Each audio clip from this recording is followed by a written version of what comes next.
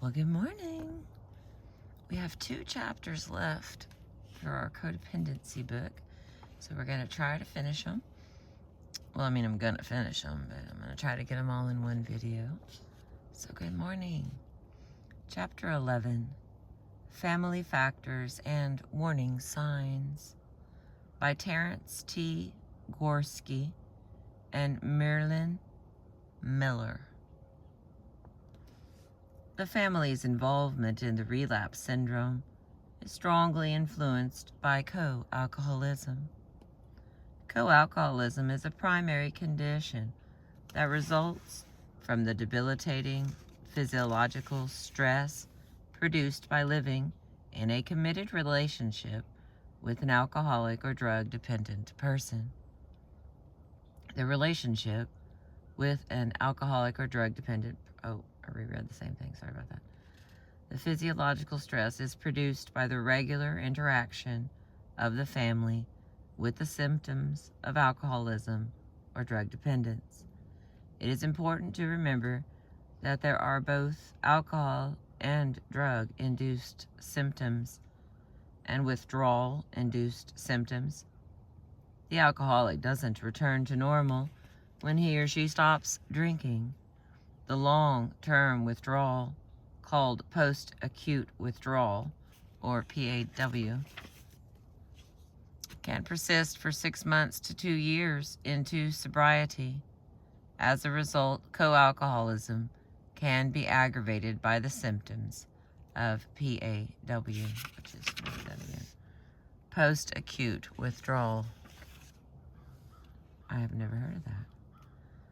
The person suffering from co-alcoholism develops physical, psychological, behavioral, and social symptoms as a result of attempting to adapt to and compensate for the debilitating effects of the psychological stress. As co-alcoholism progresses, the stress-related symptoms become habitual. The symptoms occur automatically and unconsciously. The symptoms also become self-reinforcing. That is, the presence of one co-alcoholic symptom will automatically trigger others. There comes the sun. The co-alcoholism eventually becomes independent of the alcoholism or drug dependence that originally caused it.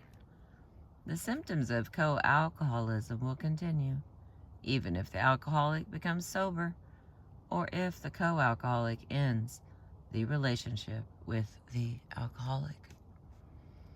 The term co-alcoholism is sometimes used to refer only to the spouse of an alcoholic, and other terms, such as a para-alcoholic, are being used to refer to children.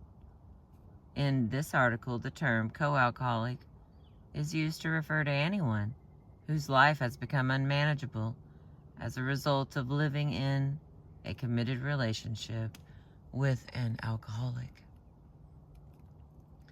Co-alcoholism is a definite and definable syndrome that is chronic and follows a predictable progression.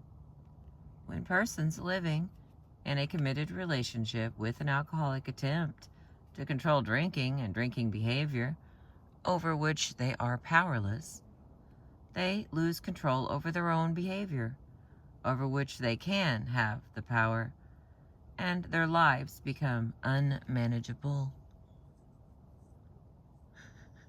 Oh, good morning, sunshine. All right, we're going to list off the 3 stages, or some stages here. We've got the early stage, normal problem solving and attempts to adjust to the heavy drinking. Co-alcoholism results from the excessively high stress caused by living in a committed relationship with an alcoholic. Developing slowly at first, the co-alcoholic comes to accept the alcoholic's heavy drinking as normal. As problems develop, they attempt to use normal, culturally defined problem solving and coping mechanisms to deal with the symptoms of alcoholism. These symptoms of alcoholism do not respond to these methods. As a matter of fact, most normal family problem solving and coping mechanisms will support or actually increase, called enable, the level of alcoholism symptoms. Man, they make this sound like that is so reasonable. You know, like, well, duh, you know, of course this is, it's amazing. I'm glad we were reading this book together and learning at the same time. The normal reaction within any family to pain, to crisis, and to the dysfunction of one member of the family is to reduce the pain, ease the crisis, and to assist the dysfunctional member in order to protect the family. These responses do not make things better when the problem is alcoholism, because these measures deprive the alcoholic of the painful learning experiences that bring an awareness that alcohol is creating problems in his or her life. At this stage, co-alcoholism is simply a reaction to the symptoms of the disease of alcoholism. It is a normal response to an abnormal situation. The next is the middle stage, the development of habitual self-defeating coping mechanisms. When the culturally prescribed responses to stress and crisis do not bring relief from the pain created by the alcoholism in the family, the concerned persons try harder. That is the most common thing for every single person to do. Whatever's not working, the very first idea is to try that thing even harder. Sometimes argue it, as a matter of fact. Okay, that was again a crystal add-in that is not in this person's article. Let's go back. Okay, they do more of the same things, more often, more intensely, and more desperately. They try to be more supportive, more helpful, and more protective. They take on responsibilities of the alcoholic, not realizing that this enhances the alcoholic's tendency to become irresponsible. Oh, that's an eagle. That's why they're screeching. He came to see me. He came to see me. Well, good morning. I'm sorry. Eagles. I'm in a different spot, too. Okay, back to the story here. Back to what we're learning. Maybe we need these little mental breaks. I don't know why they happen, but I wonder if he flew in front of the camera. Okay. They try to be more supportive, more helpful, and more protective. They take on responsibilities of the alcoholic, not realizing that this enhances the alcoholic's tendency to become irresponsible. The responses to drinking and drinking behavior become habitual, fixated, and unconscious mechanisms for coping with the problem. They do the same thing they have always done, even though those responses are not working. They adapt their own behavior and the functioning of the family to accommodate the drinking. But things get worse instead of better, and the sense of failure intensifies the response. They experience frustration, anxiety, and guilt. There is growing self-blame, self-concept, degeneration, and self-defeating behavior. Oh, self-concept, degeneration, all together there. And then self-defeating behaviors.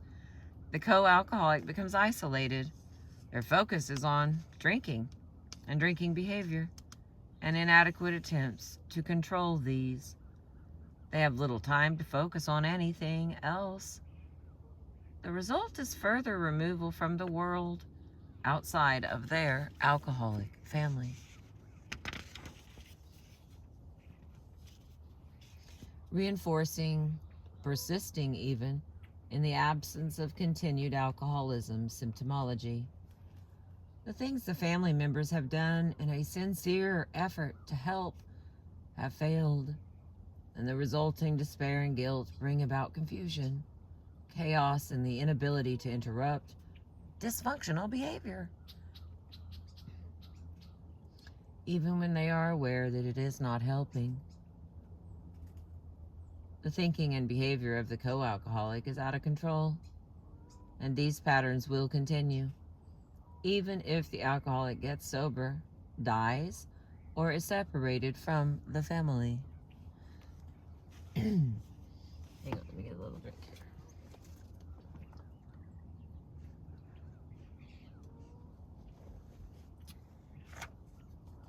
Me and my whistle.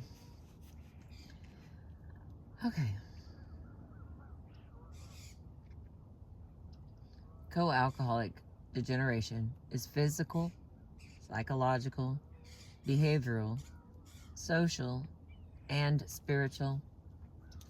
The ineffective attempts to control drinking and drinking behavior elevate chronic stress to the point of producing stress-related physical illnesses such as migraine headaches, ulcers, and hypertension. Excuse me. This chronic stress may also result in nervous breakdown or other emotional or psychological illnesses.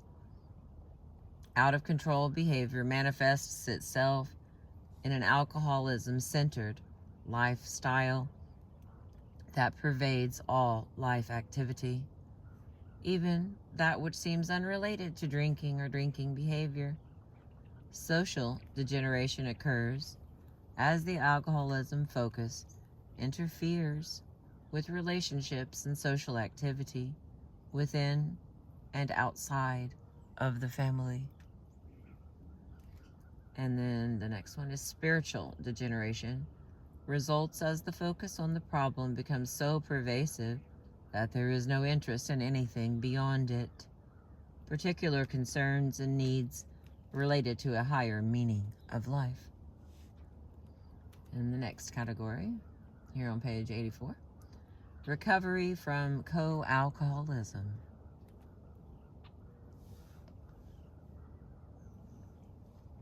Recovery from co-alcoholism means learning to accept and detach from the symptoms of alcoholism and learning to manage and control the symptoms of co-alcoholism.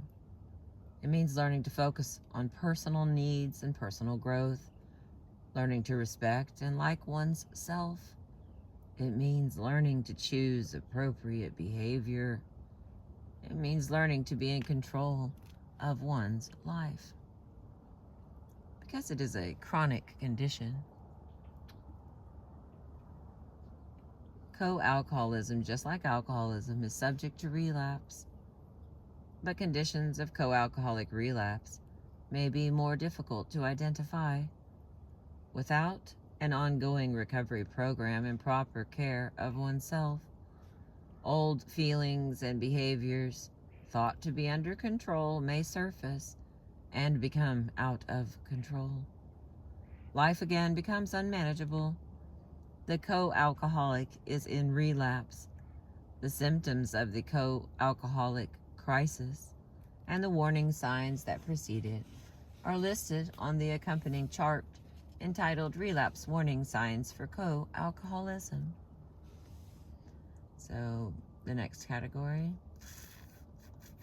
co-alcoholism and relapse.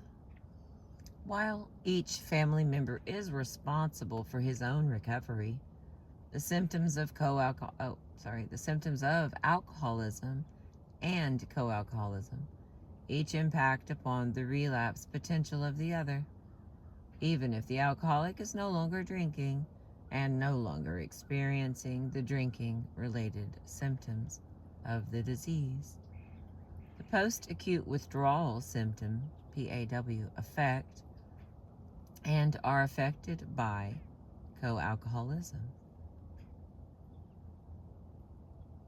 Both the symptoms of post-acute withdrawal and the symptoms of co-alcoholism are stress sensitive. Stress intensifies the symptoms, and the symptoms intensify stress. As a result, the alcoholic and the co-alcoholic can become a stress-generating team that unknowingly and unconsciously complicate each other's recovery and create a high risk of relapse.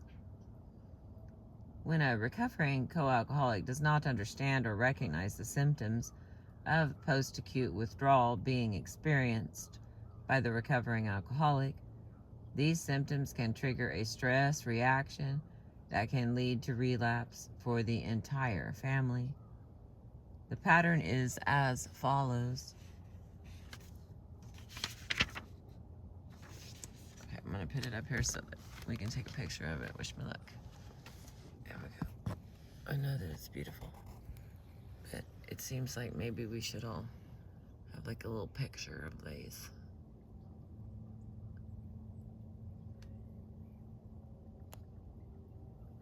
And on the other page will be the other little thingy.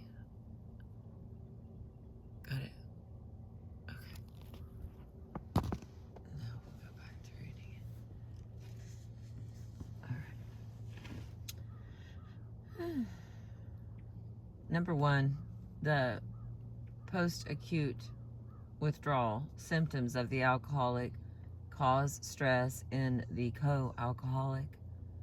Number two, oh, this is the pattern. Number two, the intensified stress in the co-alcoholic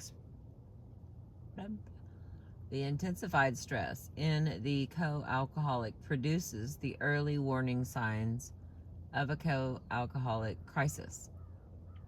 Number three, the co-alcoholic crisis triggers the early warning signs of relapse in the alcoholic. Number four, the relapse warning signs produce even more stress for the co-alcoholic. Excuse me, Lord. And a full-blown co-alcoholic crisis ensues. It's marked by agitation, unpredictable and disruptive mood swings, and behaviors. Number five, the stress of living with a family member in active co-alcoholic crisis increases the stress levels of the alcoholic and causes the alcoholic relapse syndrome to get worse. And the final one, number six, both the alcoholic and the co-alcoholic eventually become incapacitated. Here's another one. Another list. I mean, he put this list together, so we're gonna pay attention to it. I am anyway, since I'm doing this. You're stuck with it, I suppose. Alright, so there it is. What can family members do to reduce the risk of their own relapse and the risk of relapse in the alcoholic? So here's the list. There you go, get it all on one screenshot. I'm gonna go ahead and show you this one too, because it's over here. That's where we're headed. I will have to put this back over here. Okay. Now I'm about to read all that to you. What can family members do to reduce the risk of their own relapse and the risk of relapse in the alcoholic?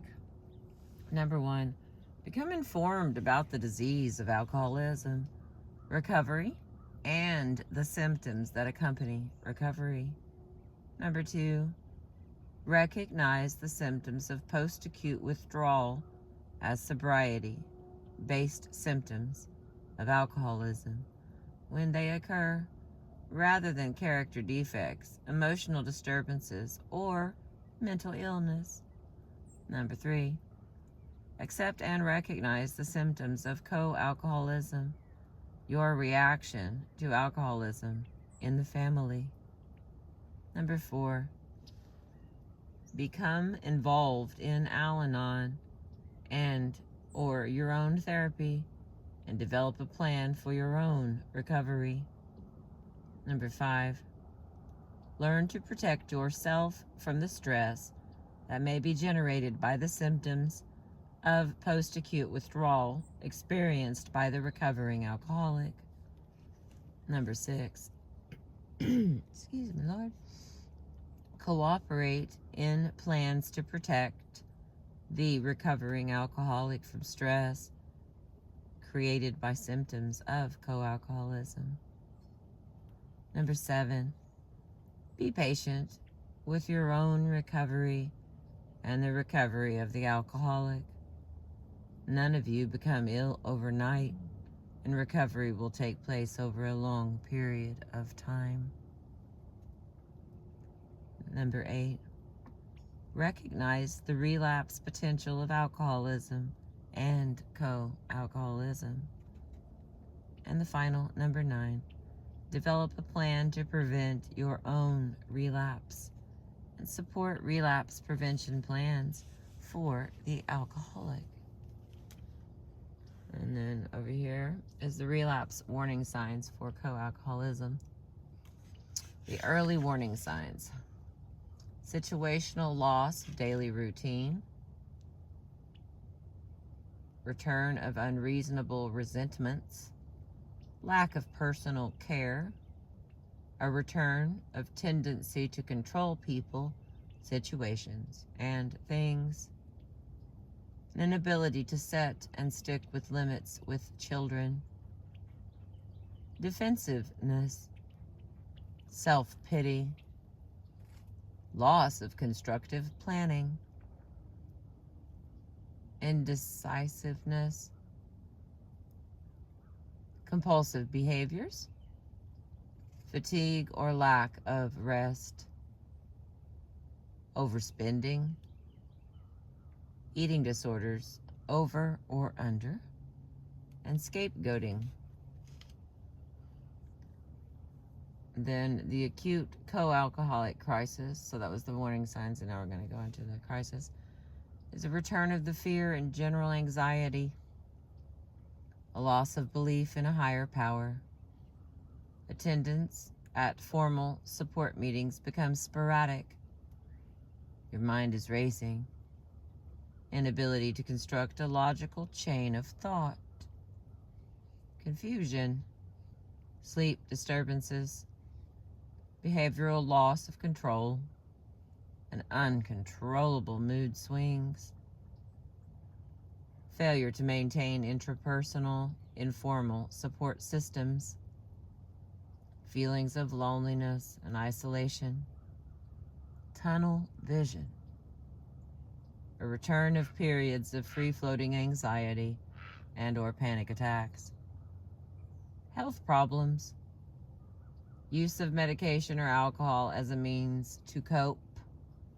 And total abandonment of support meetings and therapy sessions.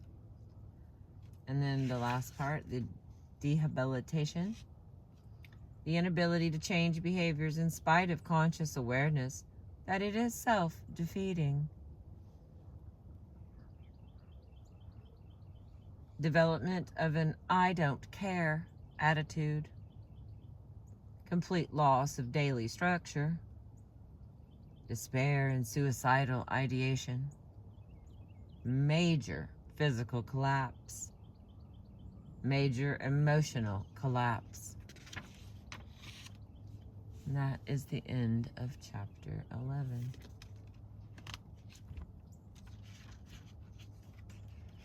Alright, chapter 12 has enough pages that I'm going to make its own video.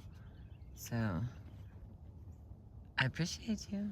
Thank you for letting me read my little yellow codependency book, a collection of articles from 1984. I appreciate you.